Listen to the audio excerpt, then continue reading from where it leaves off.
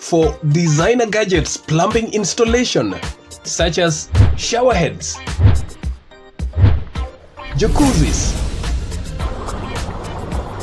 modern design shower cubicles,